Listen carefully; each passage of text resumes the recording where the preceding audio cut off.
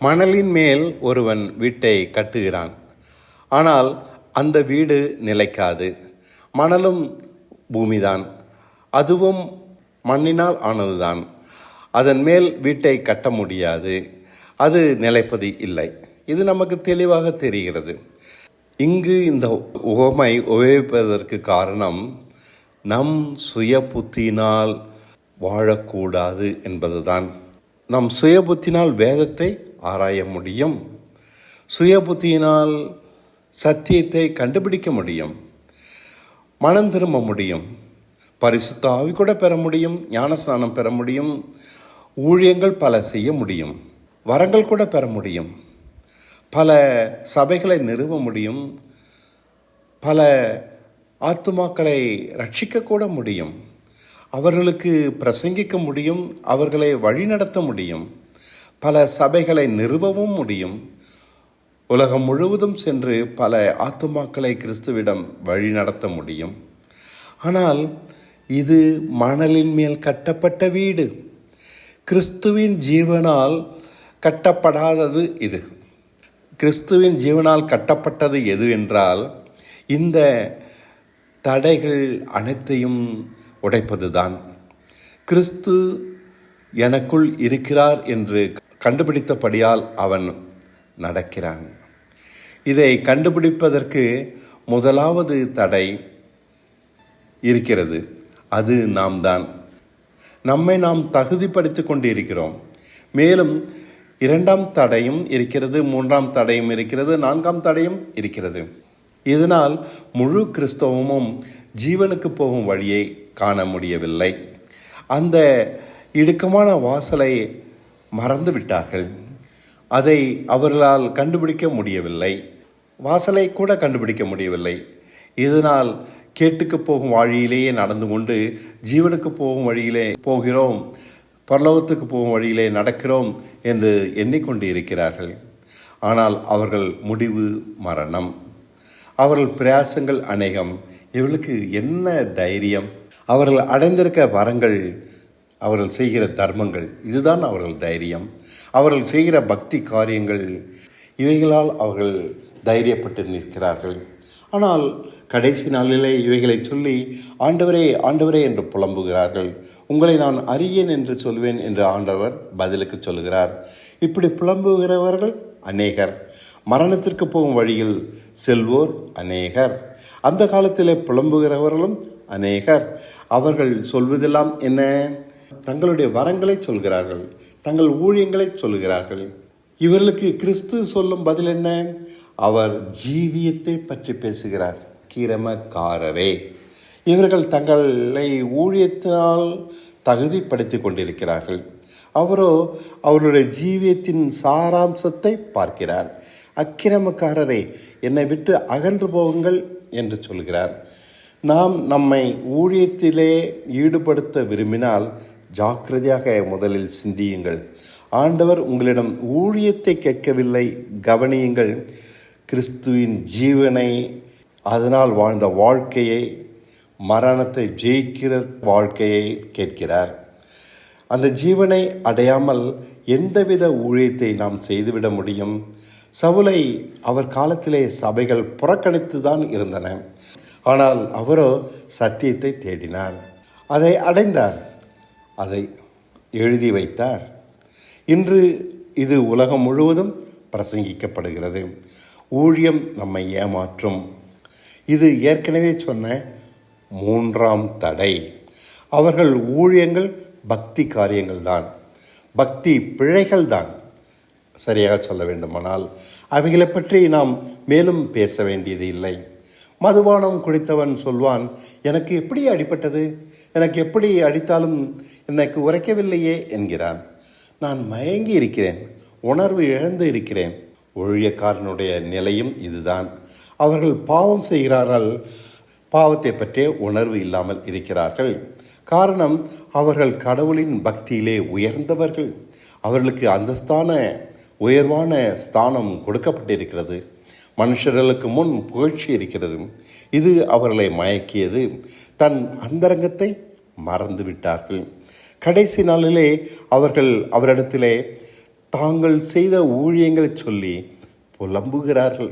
உமது நாமத்தினாலே நாங்கள் அற்புதங்கள் செய்தோம், வீதிகளில் நின்று பிரசங்கித்தோம் என்கிறார்கள். இல்லை, இவர்கள் செய்த நன்மைகள் இல்லை. எப்படி இதை நாம் சொல்லலாம்? இவர்களிடம் தீமை இருக்கும்போது இவர்கள் செய்த நன்மைகள் இல்லை. இதுதான் பவுல் தன்னிடத்திலே இச்சியாதே என்கிற ஒரு பிரமாணத்தை காக்க முடியவில்லையே என்று கண்டு அவன் அநேக சபைகளை நிறுவியிருந்தாலும், பலரை நடத்தி இருந்தாலும், மரித்தவரை கூட உயிரோடு எழுப்பி இருந்தாலும் அவன் சொல்லுகிறான், நான் சரீரத்தினால் பாவத்திற்கு ஊழியம் செய்கிறேன், மனதினால் மட்டுமே தேவனுக்கு ஊழியம் செய்கிறேன் என்று. இதுதான் உண்மை. அவன் மரித்தோரை எழுப்பினவன் தான். அதனால்தான் அந்தரங்கத்தை அவனால் ஒழிக்க முடியவில்லை. நம் அந்தரங்கத்தை நாம் பார்க்க முடியாமல் இருப்போமானால் நம் கண் சொருகி போய்விட்டது. பக்தி காரியங்கள் நம்மை மயக்கும் என்பது நம்ப முடியாத விஷயம். ஆனால் அதுதான் உண்மை. அதுதான் மதுபானம் என்பதும் நம்ப முடியாத விஷயம்தான். நம் சுய புத்தி எவ்வளவு தீமையானது என்பதும் நம்ப முடியாத விஷயம்தான். ஆமாம், இது ஆச்சரியமான உண்மை. வெளிப்படுத்தின சுவிசேஷத்திலே அந்த மிருகத்தின் மேல் ஏறி இருக்கிற ஸ்திரீ இயேசுவின் சாட்சிகளின் இரத்தத்தினாலே வெறித்திருந்தாள். அதை பார்த்த அப்போஸ்தலன் ஆச்சரியப்படுகிறான். அவனால் இதை நம்ப முடியவில்லை. எப்படிப்பட்டவள் இவள்? எவ்வளவு நல்லவள்! இவளா இப்படி இருக்கிறாள்? அவனால் நம்ப முடியவில்லை. நம் சுயபுக்தியும் பக்தி வைராக்கியங்களும் இப்படிப்பட்டவைதான். நம் பார்வைக்கு அவை மிக நல்லவை, நம்மை மயக்கும், ஆனால் அழிக்கும். சுயபுத்தி தான் அந்த ஸ்திரீ. இந்த உலகம் முழுவதும் பக்தி உள்ளதுதான், ஆனால் நமது பக்தி நம்மை கொல்லுகிறது. இதுதான் உண்மை. அது சுயபுத்தியினால் உண்டானது. அவர்கள் சுயபுத்தியே அவர்களை அழிக்கிறது. இதுதான் உண்மை. இதனால் அவர்கள் மயங்கி கிடக்கிறார்கள். அவர்களுக்கு சுயபுத்தி இல்லாதிருக்குமானால் ஆவியில் எளிமையாக இருப்பார்கள். தன் தகுதி ஒன்றுமில்லை என்று புரிந்திருப்பார்கள். கிறிஸ்துவை அடைந்திருப்பார்கள். தம்முடைய குமாரனை அனுப்பி அவர் எல்லா மனுஷருக்கும் ரட்சிப்பை உண்டாக்கி, விடுதலையை உண்டாக்கி, பரிபூரணத்தை உண்டாக்கி சாதித்திருந்தாலும் மனுஷனோ அதை பெற்றுக்கொள்வதற்கு ஆயத்தம் இல்லாதிருக்கிறான். தன் தகுதியினாலே வெகு தூரமாக இருக்கிறான்.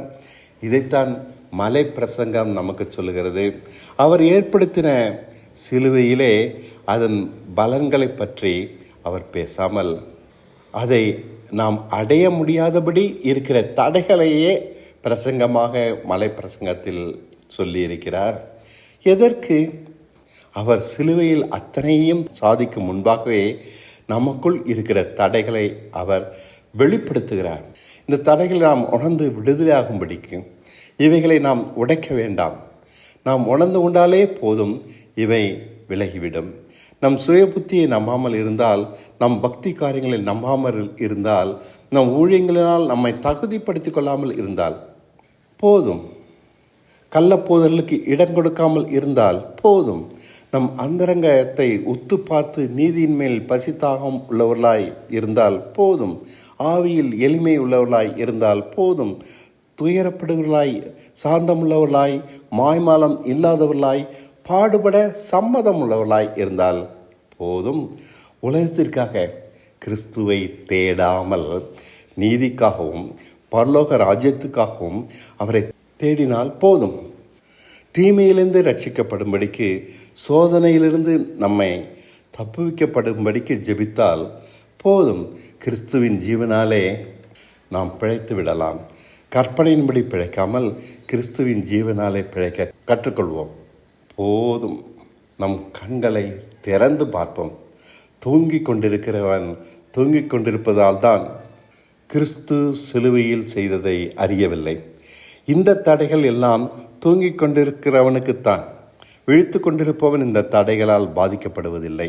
விழித்து கொண்டிருப்பவன் அவனே அவனுக்கு தடையாக இருப்பானா? மாட்டான். அவன் எவ்வளவு பெரிய பாவி என்பதை உணர்வான்.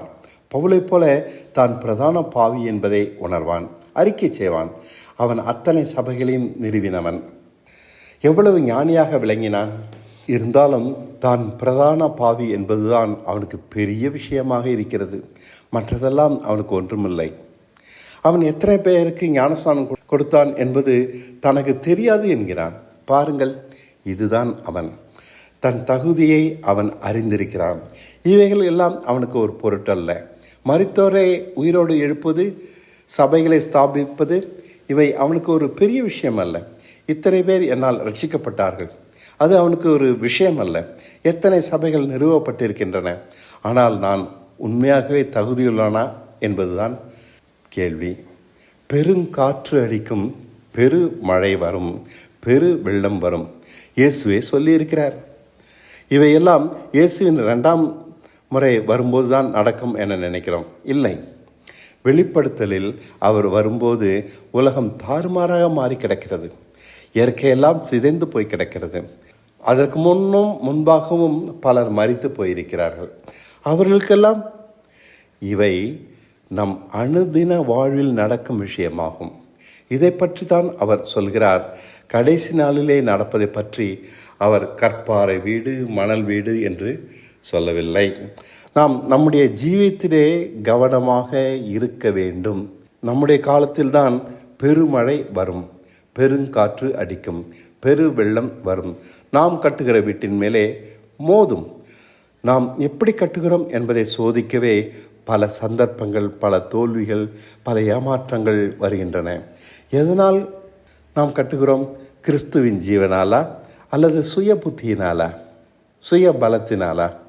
சுய பலத்தினால் பக்தியாக கட்டுகிறவன் மணலின் மேலே தான் கட்டுகிறான். கிறிஸ்துவின் ஜீவனால் கட்டுகிறவன் கற்பாறையின் மேலே கட்டுகிறான். கிறிஸ்துவின் ஜீவனால் கட்டுவதற்கு இத்தனை தடைகளையும் இயேசு இருக்கிறது என்று நமக்கு காண்பிக்கிறார். கிறிஸ்துவின் ஜீவனை அடைவது எப்படி என்று அவர் பிரசங்கிக்காமல் அதை அடைவதற்கு இருக்கும் தடைகளையே அவர் நமக்கு விவரிக்கிறார். இப்படியாக எந்த அப்போஸ்தலனும் விவரித்து பேசியதில்லை. அவர்கள் எல்லோரும் கிறிஸ்துவின் ஜீவனை எப்படி அடைந்திருக்கிறோம் என்று பேசியிருக்கிறார்கள். அந்த ஜீவன் சிலுவையினால் நமக்குள் எப்படி உண்டாயிருக்கிறது என்று பேசியிருக்கிறார்கள்.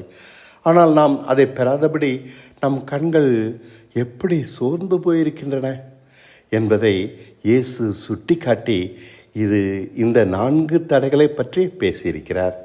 இவைகளை உணராமல் தூங்கிக் கொண்டிருப்பவன் சுய புத்தியினால் மணல் மேலே தன் வாழ்க்கையை கட்டுகிறான்.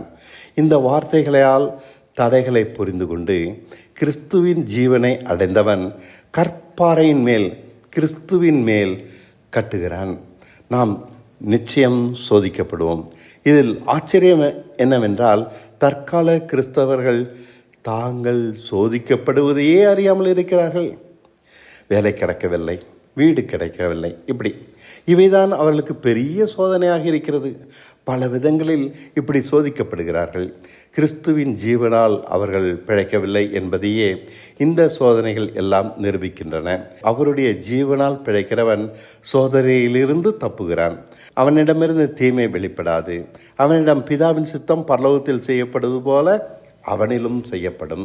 தேவனுடைய நாமம் அவனிலும் பரிசுத்தப்படும். அவன்தான் அவருக்கு மகிமை செலுத்த முடியும். அவருக்கு ராஜ்யத்தையும் கனத்தையும் மகிமையும் அவருக்கு செலுத்த முடியும்.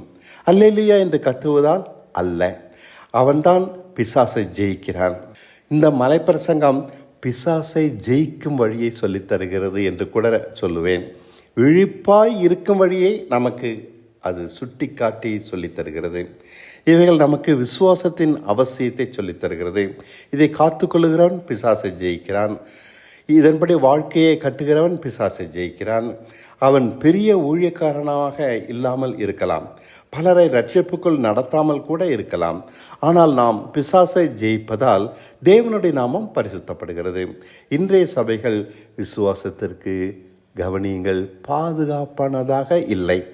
ஆமாம், தன்னை பாவி என்று உணர்ந்து ஆவியில் எளிமையை அடைந்து மார்பில் அடித்துக்கொண்டு கிறிஸ்துவிடம் வருகிற ஒருவன் சபைக்கு சென்ற பின்பு இந்த சபைகளினாலே நாசமாக்கப்படுகிறான். இந்த தடைகளை அவர்கள் போதிப்பதில்லை. கிறிஸ்துவின் உபதேசம் சபைகளில் போதிக்கப்படாதபடி மறக்கடிக்கப்பட்டுள்ளது. மலை பிரசங்கம் சபை போதனைகளில் காணாமல் போனது. முக்கியமாக பக்தி கிரியையினால் சபைகளில் இருக்கிறவர்கள் நாசமாக்கப்படுகிறார்கள். அவைகள் மதுபானத்தை காட்டிலும் நம்மை வெறி கொள்ளச் செய்கின்றன. இன்றைய சபைகளிலே 4 வித போதனைகள் இருக்கின்றன. ஜெபம், காணிக்கை, ஆத்தும பாரம், வேதத்தை ஆராய்வது. இந்த 4 காரியங்கள் தான் இன்றைய சபைகளை ஆக்கிரமித்து கொண்டிருக்கின்றன. பிரதர் அண்ட் மிஷனுக்கு போவீர்கள் என்றால் அவர்கள் வேத ஆராய்ச்சியிலே ஈடுபடுவார்கள். சாதாரண சிஎஸ்ஐ சபைக்கு போவீர்கள் என்றால் அவர்கள் மிஷினரி ஊழியங்களிலே அதிகமாக ஈடுபடுவார்கள். பெந்தேகோஸ்தே சபைக்கு செல்வீர்கள் என்றால் அவர்கள் ஜெபத்திலே ஈடுபடுவார்கள். 3 நாள் 50 நாள் என்று ஜெபம் செய்து கொண்டே இருப்பார்கள். ஜெபம் என்ற வார்த்தை தவறு. அலப்பிக் கொண்டிருப்பார்கள். காணிக்கை எல்லா சபைகளிலும் கட்டாயமாக எதிர்பார்க்கப்படுகிறது. இயேசு தான் ஊழியம் செய்வதற்காக பணம் தேடவில்லை. கொடுங்கள், அப்போது கொடுக்கப்படும் என்றார். இல்லாதவர்களுக்கும் ஏழைகளுக்கும் கொடுப்பதற்காகவே அவர் அப்படி சொன்னார். அவர் வாங்கவில்லை, அதனால் கொடுங்க என்றார். ஆனால் இந்த காரியங்களினாலே நாம் வெறி கொள்கிறோம். ஆத்தும பாரம், உலகத்தையே ரட்சிக்க வேண்டும். ஜெபம், நாங்கள் ஜெபித்தால்தான் தேவன் கிரியை செய்கிறார் என்று நினைக்கிறார்கள். இவ்வளவு பெரிய சத்தியத்தை தேவன் உங்கள் சபைக்கு வெளிப்படுத்தி இருக்கிறாரே என்று நான் ஒரு பாஸ்டரிடம் சொன்னபோது அவர், நாங்கள் அவ்வளவாக ஜெபிக்கிறோம் பிரதர் என்றார். இது எவ்வளவு பெரிய அகம்பாவம்! நாங்கள் ஜெபிப்பதினால்தான் கர்த்தர் கிரியை செய்கிறார் என்று சொல்வது அகம்பாவம். இசைக்கியா ராஜா தேவனுடைய ஆலயத்திலே பாத்திரங்களை எடுத்து பாபிலோனின் ராஜாவுக்கு காட்டின போது அதனால் இஸ்ரவேல் ஜனங்கள் துரத்தி விடப்பட்டார்கள் என்று படிக்கிறோம். அவர்கள் பாவத்தினிமித்தம் தேவன் அவர்களை துரத்தி விடவில்லை. ஆலயத்துக்குள்ளே பாகால்களை கொண்டு வந்து வைத்து அதை தொழுது கொண்டார்கள். அப்பொழுதும் தேவன் பொறுமையாக இருந்தார், அவர்களை துரத்தி விடவில்லை. இவர்களுடைய அருவருப்புகளை எல்லாம் சகித்து கொண்டு இருந்த தேவன் அவர்களிடம் பெருமை வந்தபோது துரத்தி விடுகிறார். அவர்கள் அகம்பாவத்தை சகிக்க முடியவில்லை. வானத்தையும் பூமியையும் சீராக உண்டாக்கி படைத்தவர் ஏன் கிறிஸ்தவ வாழ்க்கையை சீராக வைக்கவில்லை? தேவன் நமக்கு தந்த ரட்சிப்பு சீரானது தான், நிறைவானது தான். பிசாசுக்கு நம்மேல் அதிகாரம் இல்லாதபடி விலக்கினது தான். பாவத்திற்கு நம்மேல் அதிகாரம் இராதபடி விலக்கி வைத்திருக்கிறார். இருந்தாலும் நம்முடைய அகம்பாவத்தினாலே அது குலைக்கப்பட்டிருக்கிறது. கவனியுங்கள், எசேக்கியாவின் அகம்பாவத்தினாலே இஸ்ரவேல் ஜனங்கள் அடிமையாக பாபிலோனுக்கு சென்றது போல நம்முடைய அகம்பாவத்தினாலே பாவத்தின் மேலே இருக்கிற ஜெயம் குலைக்கப்பட்டு இருக்கிறது. நாங்கள் ஜெபிக்கிறதுனாலேயே தேவன் கிரியை செய்கிறார். இப்படி பக்தியினாலே வெறி கொண்டவர்கள்தான் இவைகளையே புதிதாக வந்தவர்களுக்கும் போதிக்கிறார்கள். இன்றைய சபை எதுவுமே பாதுகாப்பானதல்ல. முக்கியமாக ஆவிக்குரிய சபைகள், வைராக்கியம் கொண்ட சபைகள் பாதுகாப்பானதல்ல. சாதாரண சிஎஸ்ஏ சபைகளிலாவது சிறிதளவு உண்மை இருக்கும். பைபிள் காலேஜில் படித்துவிட்டு கடமைக்காக பேசினாலும் சிறிதளவாவது அர்த்தம் இருக்கும். மனம் போல பேச மாட்டார்கள், போதிக்க மாட்டார்கள். ரட்சிக்கப்படுகிறவன் இவைகளினாலே வெறி கொள்கிறான், மற்றவர்களை வெறி கொள்ள பண்ணுகிறார்கள். ஆத்மபாரம் என்ற வெறி, ஜபம் என்ற வெறி, பணம் தேவை என்ற வெறி, இன்னும் வேத ஆராய்ச்சி என்ற வெறி, தானியேலையும் வெளிப்படுத்தலையும் ஆராய்ந்து இயேசு எப்போது வருவார் என்றெல்லாம் கண்டுபிடிக்க வேதத்தை முழுக்க புரிந்து கொள்ள முயல்கிறார்கள். ஆனால் கிறிஸ்துவையோ அறியவில்லை, அவர் சத்தியத்தையோ அறியவில்லை, ஜீவனுக்கு போகும் வழியையோ அறியவில்லை, அங்கிருக்கும் தடைகளை பற்றி அறியவில்லை. இன்றைய சபைகள் இதனால் பாதுகாப்பானதாக இல்லை. சபைகள் பாதுகாப்பாக இருக்க வேண்டும். ரட்சிக்கப்படுகிறவர்களுக்கு அவைகள் ஜீவனுக்கு போகும் மார்க்கத்தை காண்பிக்க வேண்டும். அங்கே இருக்கும் தடைகளை காண்பிக்க வேண்டும். அவைகளை மேற்கொண்டவர்களாக இருந்து புதிதாக வருபவர்களுக்கு மேற்கொள்ள சொல்லித்தர வேண்டும். ஆவியில் எளிமையை சொல்லித்தர வேண்டும். கற்பனையின்படி வாழாமல் ஜீவனாலே வாழ்வதை சொல்லித்தர வேண்டும். பக்தி கிரியினாலே மோசம் போகாதபடிக்கு தீமையை விட்டு விலக சொல்லித்தர வேண்டும். கள்ள போதகர்களை அடையாளம் காண்பிக்க வேண்டும். தேடி சத்தியத்தை திறந்து அதை தானும் அனுபவித்து மற்றவர்களுக்கும் அனுபவிக்க இடம் கொடுக்க வேண்டும். இதுதான் கிறிஸ்துவனுடைய சபை. இப்படிப்பட்ட சபையைத்தான் இதுவரை காண முடியவில்லை. கிறிஸ்து எதை போதிக்கிறாரோ அது இன்றைய சபைகளிலே இல்லை. கிறிஸ்து இந்த 4 தடைகளை குறித்து கண்டித்தார். இன்றைய சபைகள் மயங்கி கிடக்கின்றன. வெறிகொண்டு சுய புத்தினாலே சீர்கெட்டு கிடக்கின்றன. அவருடைய ரட்சிப்பு சீரானதுதான். ஆனால் அவர் வார்த்தைக்கு சபைகளில் இடமில்லை. அவர் நீதி நிமித்தம் பாடுபடச் சொன்னார். இன்றைய சபைகளிலோ பாடுபடுகிறவன் சபிக்கப்பட்டவன் என்கிறார்கள். பாடுபடாமல் சுகமாக இருப்பவனே ஆசீர்வதிக்கப்பட்டவன் என்று போதித்து அதை உயர்த்தி பிடிக்கிறார்கள். இவர்கள் பேசுவது வேறு, வேதம் பேசுவது வேறு. இவர்கள் ஆசீர்வாதம் என்று சொல்வது வேறு, வேதம் ஆசீர்வாதம் என்று சொல்வது வேறு. இவர்கள் விசுவாசம் என்று சொல்வது வேறு, வேதம் விசுவாசம் என்று சொல்வது வேறு. இவர்கள் சத்தியம் என்று சொல்வது வேறு, வேதம் சத்தியம் என்று சொல்வது வேறு. கிறிஸ்துவின் சிலுவை இவர்களுக்கு வீணாக இருக்கிறது. சிலுவை சுமக்காத கிறிஸ்தவம்தான் இன்று மோசையின் சிங்காசனத்தில் அமர்ந்திருக்கிறது. நாம் விழிப்படைந்தால் நம்மை காப்பாற்றலாம். நாம் விழிப்படைந்தால் நாம் உணர்வடையலாம். நாம் விழிப்படைந்தால் நாம் ரட்சிக்கப்படலாம். நாம் பிறருக்கு அப்போது வழிகாட்டியாக இருப்போம். வாருங்கள், கர்த்தருடைய வழியை செம்மை பண்ணுவோம். வழியிலே கிடைக்கிற கற்களை எல்லாம் எடுத்து போட்டு கர்த்தருடைய வழியை செம்மை பண்ணுவோம். அது வாந்தியினாலும் விரிகுண்ட ஜனங்களின் மலத்தினாலும் நிறைந்து கிடக்கிறது. கர்த்தருக்கு செவி கொடுப்போம். தேவனாலே போதிக்கப்பட இடம் கொடுப்போம். சுய புத்தியின் ஆட்சியிலிருந்து விடுதலையாவோம். தேவ வெளிச்சத்தை தேடுவோம், அதை மதிப்போம். நம் மனம் போல வாழாமல் கிறிஸ்துவை பின்பற்றுவோம். ஜீவனுக்கு போகும் வழி இதுதான். நாம் ஜீவனுக்கு போகிற வழியை தவற விடலாமா? அதற்கு பதில் மரணத்திற்கு போகும் வழியில் வாழ்ந்து விடலாமா? இதுதான் ஆபத்து. நாம் அகம்பாவியாக இருப்பதனால் கிருபையை இழக்கலாம். ஆனால் கர்த்தர் நமக்கு எதிர்த்து நிற்கிறாரே, இதுதான் ஆபத்து. நாம் கற்பாறையின் மேல் கட்டாமல் இருக்கலாம், ஆனால் மணலின் மேலே கட்டி விடுகிறோமே, இதுதான் ஆபத்து. மணலின் மேல் கட்டியது இதுதான் நம் வீடென்று எண்ணி ஏமாந்து போகிறோம். மரணத்தின் வழியில் நடப்பதுதான் ஜீவன் என்று எண்ணி ஏமாந்து போகிறோம். அகம்பாவத்தோடு இருக்கும்போது கர்த்தர் கிருபை கொடுக்கிறார், எங்கள் ஜெபத்தை கேட்கிறார், எங்கள் ஜெபத்திற்கு பதிலளிக்கிறார் என்று சொல்லி அவர் நமக்கு எதிர்த்து நிற்பதை அறியாமல் இருக்கிறோம். மாய்மாலத்திலும் தோல்வியிலும் வாழ்ந்து கொண்டு தேவன் எங்களை ஆசீர்வதிக்கிறார் என்று ஏமாந்து கொண்டிருக்கிறோம். நன்மையும் தீமையும் பிரித்து பார்க்க கண்கள் வேண்டும். பரிசுத்தத்தையும் அசுத்தத்தையும் பிரித்து பார்க்கிற கண்கள் வேண்டும். உண்மையையும் பொய்யையும் பிரித்து பார்க்கிற கண்கள் வேண்டும்.